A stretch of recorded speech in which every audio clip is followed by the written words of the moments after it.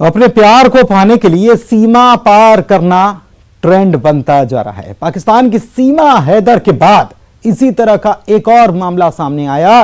भारत की अंजू अपनी मोहब्बत की खातिर पाकिस्तान के खैबर पख्तूनवा पहुंच गई है। अंजू और नसरुल्लाह के बीच 4 साल पहले सोशल मीडिया के जरिए दोस्ती हुई थी। 34 साल की अंजू पहले से शादीशुदा है और राजस्थान के अलवर जिले के भिवाड़ी में अपने पति के साथ रह रही थी। अंजू का मायका एमपी के ग्वालियर में आता है।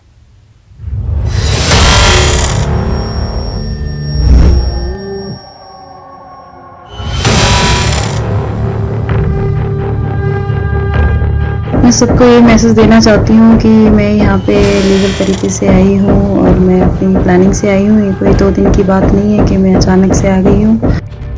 राजस्थान के अलवर से पाकिस्तान गई अंजू का एमपी कनेक्शन सामने आया है। अंजू का बचपन ग्वालियर जिले में टेकनपुर के बोना गांव में गुजरा है। अंजू 15 साल तक यहीं रही है, जबकि गांव में रहने वाले उसके पिता गया प्रसाद ने मामले में बड़ा खुलासा किया है। उनका कहना है कि अंजू एक सनकी लड़की है। अंजू की शादी राजस्थान के भिवाड़ी के रहने वाले अरविंद मीना से की थी, लेकिन वो पाकिस्तान पहुँच गई, जो बिल्कुल गलत है। उन्होंने पाकिस्तान के नसरुल्लाह से अंजू के संबंध के बारे में कोई जानकारी नहीं होने की बात की। इसके मामले में कल ही जानकारी मिली है। सब क्या जानकारी है आपको?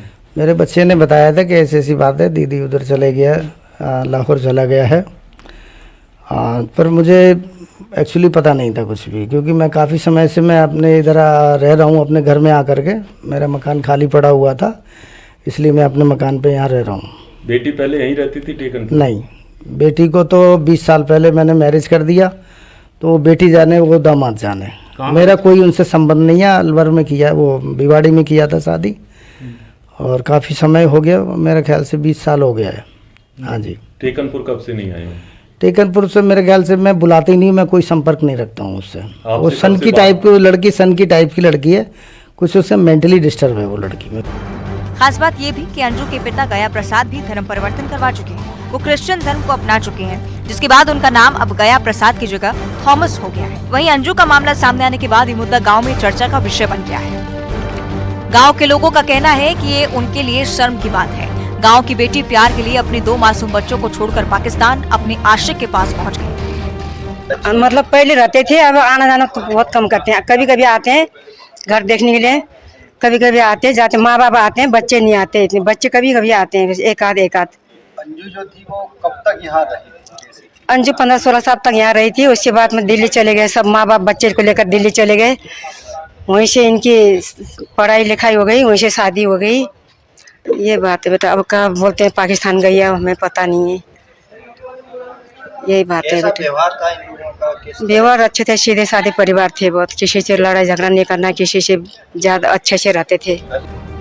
पाकिस्तान के नसरुल्लाह और अंजू के बीच 4 साल पहले सोशल मीडिया के जरिए दोस्ती हुई। 34 साल की अंजू पहले से शादीशुदा है और राजस्थान के अलवर जिले के भिवाड़ी में अपने पति अरविंद के साथ रह रही है, लेकिन अब वो पाकिस्तान पहुंच गई है। अंजू विजिटर वीजा पर 21 जुलाई को पाकिस्तान पहुंची थी। अंजू वाघा अटारी बॉर्डर से भारत से कानूनी रूप से पाकिस्तान गई है। अंजू के पास वैध पासपोर्ट है, जो 20 अगस्त तक वैलिड है। इसके बाद अंजू वापस भारत लौट आई। पाकिस्तानी नागरिक सीमा हैदर और अंजू के मामले में एक ही जैसे लग रहे हैं। जहां सीमा पबजी गेम खेलने के दौरान सचिन के साथ रहने के लिए छुपकर भारत चली आई, तो वहीं अंजू सोशल मीडिया के जरिए नसरुल्लाह से मिलने पाकिस्तान चली। ग्वालियर से सुशील कौशिक के साथ ब्यूरो रिपोर्ट, न्यूज़ 18।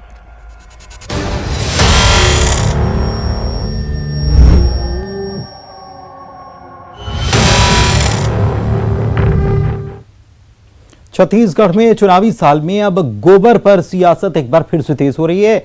बीजेपी ने गोबर खरीदी को लेकर सरकार पर गंभीर आरोप लगाए। बीजेपी कह रही है कि प्रदेश में गोबर खरीदी में भ्रष्टाचार किया गया, तो कांग्रेस ने आरोपों को खारिज किया, पलटवार किया और गलत बताया। सुनिए।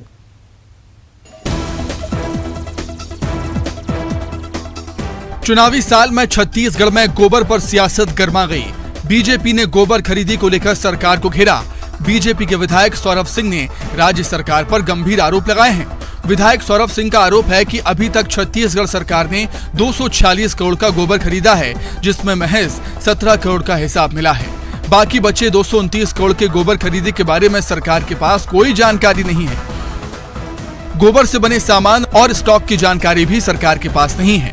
बीजेपी के मुताबिक गोबर खरीदी में जमकर भ्रष्टाचार हुआ है। जिनके पास गाय नहीं उनसे भी गोबर की खरीदी की गई। बीजेपी ने इसे चारा घोटाले से बड़ा घोटाला बताया।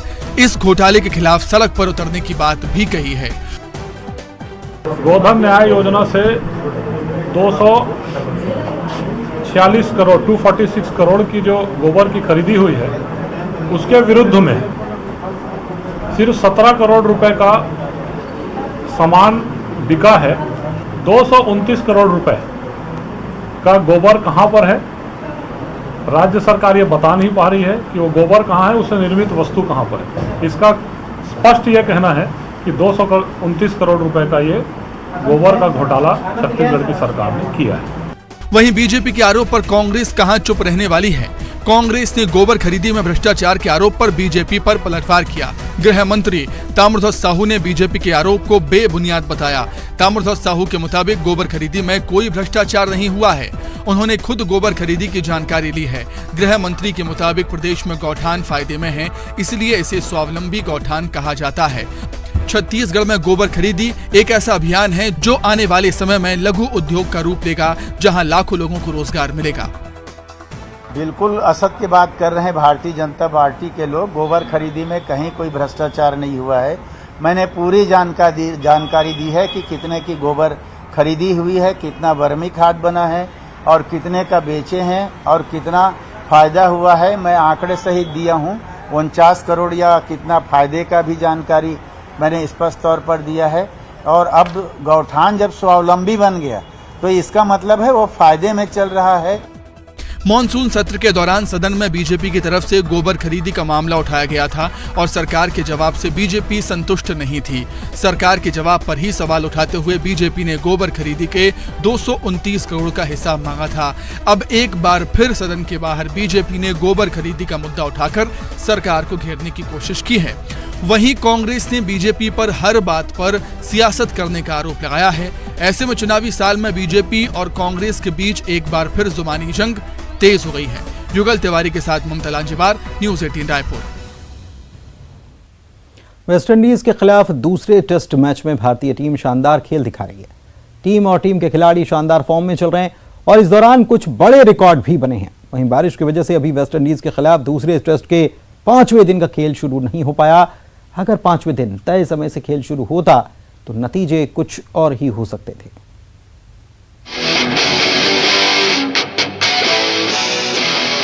वेस्टइंडीज के खिलाफ खेले जा रहे दूसरे टेस्ट मैच में भारतीय टीम ने अपनी दूसरी पारी में धमाकेदार बल्लेबाजी की और सिर्फ 24 ओवर में 181 रन बना दिए।